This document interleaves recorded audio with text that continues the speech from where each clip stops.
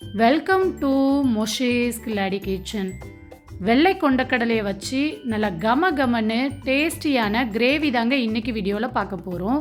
இது இட்லி, தோசை, ஆப்பம், சப்பாத்தி, பூரியோடு சாப்பிட்றதுக்கு ரொம்பவே டேஸ்டியாக இருக்குங்க. இப்போ இந்த டேஸ்டியான கொண்டக்கடலை கிரேவியை எப்படி பண்ணலாங்கிறத பார்க்கலாம். அதுக்கு ஃபஸ்ட்டு அடுப்பில் ஒரு பேன் வச்சுக்கோங்க. அதில் 1 டீஸ்பூன் சோம்பு, 3/4 டீஸ்பூன் மிளகு சேர்த்துக்கங்க. கூடவே 1 டீஸ்பூன் சீரகம், 2 துண்டு பட்டை, 3 கிராம்பு, கொஞ்சமாக கல்பாசி சேர்த்துக்கங்க. ஒரு 1/2 டீஸ்பூன் அளவுக்கு சேர்த்தா போதும். ஒரே ஒரு பிரியாணி இலையை உடச்சி சேர்த்து அடுப்பு சிம்மிலேயே வச்சு நல்லா வாசனை வர வரைக்கும் பொறுமையாக வறுத்துக்கங்க.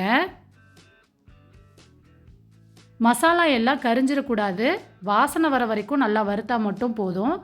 இந்த அளவுக்கு நல்லா வறுபட்டதுக்கப்புறம் இதை நல்லா ஆற வச்சுட்டு ஒரு மிக்ஸி ஜாருக்கு மாற்றிடுங்க. மிக்ஸி ஜாரில் மாற்றினதுக்கப்புறம் எந்த அளவுக்கு ஃபைன் பவுடரை அரைக்க முடியுமோ அந்த அளவுக்கு ஃபைன் பவுடரை அரைச்சி எடுத்துக்கோங்க. இப்போ பாருங்கள், நான் ஃபைன் பவுடரை அரைச்சி எடுத்து வச்சுருக்கேன், இருக்கட்டும். அடுத்து அதே மிக்ஸி ஜார்லேயே 2 பெரிய சைஸ் வெங்காயத்தை ரஃப்பாக கட் பண்ணி சேர்த்துக்கோங்க. கூடவே 1 டீஸ்பூன் போல் இஞ்சி பூண்டு பேஸ்ட்டு சேர்த்துக்கோங்க. இஞ்சி பூண்டு பேஸ்ட் இல்லைன்னா 4 பல் பூண்டு, 1 துண்டு இஞ்சி சேர்த்து தண்ணி சேர்க்காமல் நல்லா பேஸ்ட் பதத்துக்கு அரைச்சி எடுத்து வச்சுக்கோங்க. இந்த பக்குவத்துக்கு அரைச்சி வச்சுக்கோங்க. அடுத்து ஒரு பவுலில் 1/2 கப் அளவுக்கு புளிப்பில்லாத தயிர் சேர்த்துக்கோங்க. இப்போ இது கூட ஸ்பைசஸ் எல்லாம் சேர்த்துக்கலாம். 1/4 டீஸ்பூன் மஞ்சள் தூள், 1 டீஸ்பூன் தனி மிளகாய் தூள், 2 டீஸ்பூன் மல்லித்தூள், 1/2 டீஸ்பூன் அளவுக்கு கரம் மசாலா, கடைசியாக 1 டீஸ்பூன் போல் உப்பு சேர்த்து இது எல்லாத்தையும் நல்லா மிக்ஸ் பண்ணி எடுத்து வச்சுக்கோங்க.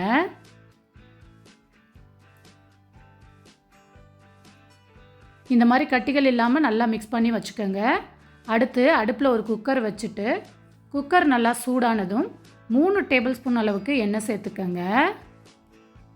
எண்ணெய் சூடானதும் 2 பிரியாணி இலை சேர்த்துட்டு நம்ம அரைச்சி வச்சுருக்க வெங்காய பேஸ்ட்டு சேர்த்து பச்சை வாசனை போக இதில் நல்லா வதக்கி விட்டுக்கலாம்.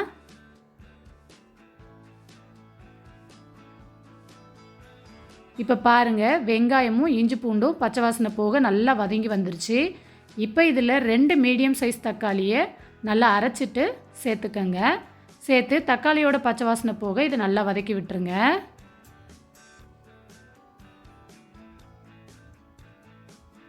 இந்த அளவுக்கு நல்லா வதங்கி வந்ததுக்கப்புறம் நம்ம மிக்ஸ் பண்ணி வச்சுருக்க தயிர் மிக்ஸை இதில் சேர்த்துடலாம்.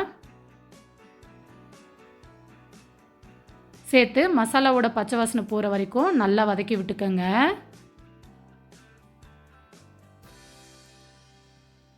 இப்போ பாருங்கள், மசாலா எல்லாம் நல்லா வதங்கி எண்ணெயும் பிரிஞ்சு வந்துருச்சு. இப்போ இதில் 300 கிராம் அளவுக்கு வெள்ளை கொண்டக்கடலையை ஓவர் நைட் ஊற வச்சு 2 தடவை நல்லா கழுவிட்டு அதுக்கப்புறம் இதில் சேர்த்து நல்லா கலந்து விட்டுக்கோங்க. மசாலாவும் சுண்டலும் ஒன்று போல் நல்லா கலந்து வரணும், அது வரைக்கும் நல்லா கலந்து விட்டுருங்க. நல்லா கலந்து விட்டதுக்கப்புறம் சுண்டல் வேகிறதுக்கு தேவையான அளவு தண்ணி சேர்த்துக்கலாங்க. நான் மிக்ஸி ஜாரில் 1/2 கப்பு போல் தண்ணி சேர்த்து மிக்ஸி ஜாரை நல்லா அலசிட்டு அந்த தண்ணியும் சேர்த்துக்கிறேன்.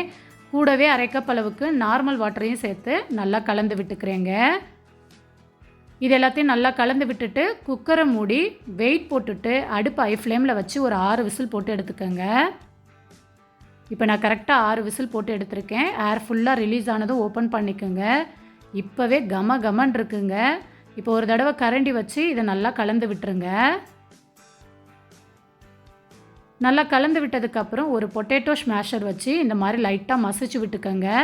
நம்ம தேங்காய் எதுவும் சேர்க்காததுனால கிரேவி கொஞ்சம் திக்னஸ் இருக்கணும், அதுக்காக நம்ம இந்த மாதிரி சுண்டலை மசிச்சு விட்டுக்கிறோம். இப்போ இது இருக்கட்டும்.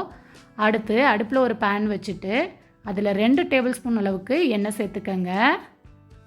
எண்ணெய் சூடானதும் 1 டீஸ்பூன் போல் காஷ்மீரி மிளகாய் தூள், நம்ம வறுத்து அரைச்ச கரம் மசாலா பொடி, கூடவே 3 பச்சை மிளகாய், நீலவாக்கில் நறுக்குன இஞ்சி கொஞ்சமாக சேர்த்துக்கோங்க. 1 டீஸ்பூன் அளவுக்கு சேர்த்திங்கன்னா கரெக்டாக இருக்கும். இப்போ இதை லைட்டாக இந்த எண்ணெயில் ஃப்ரை பண்ணிக்கோங்க. கரிஞ்சிடக்கூடாது, லைட்டாக ஃப்ரை பண்ணால் மட்டும் போதும். அதாவது மசாலாவோட பச்சை வாசனை போகிற வரைக்கும் நல்லா வதக்கிட்டு நம்ம மசிச்சு வச்சுருக்க சுண்டலோடு சேர்த்துட்டு அந்த பேன்லேயே ஒரு 1/2 கப் அளவுக்கு தண்ணியும் சேர்த்து அந்த பேனை நல்லா அலசி அந்த தண்ணியவும் சுண்டலோடு சேர்த்து மிக்ஸ் பண்ணிடுங்க. இந்த ஸ்டேஜில் நீங்கள் உப்பு காரம் எல்லாம் கரெக்டாக இருக்கான்னு செக் பண்ணிக்கோங்க. ஏதாவது குறைவாக இருந்தால் கூட சேர்த்துக்கலாம். இப்போ அடுப்பை மீடியம் ஃப்ளேம்லேயே வச்சு ஒரு 10 நிமிஷம் நல்லா கொதிக்க விடுங்க. இப்போ பாருங்கள், கிரேவி 10 நிமிஷம் நல்லா கொதித்து கெட்டியாகி வந்துருச்சு. கடைசியாக இதில் ஃப்ரெஷ்ஷான கொத்தமல்லி இலை சேர்த்து நல்லா கலந்து விட்டுட்டு சுட சுட இட்லி, தோசை, ஆப்பம், சப்பாத்தி, பூரியோடு வச்சு சாப்பிட்டிங்கன்னா அட்டகாசமாக இருக்குங்க. நானோடு சாப்பிட்றதுக்குமே இன்னும் அருமையாக இருக்கும். கண்டிப்பாக ட்ரை பண்ணி பாருங்கள்.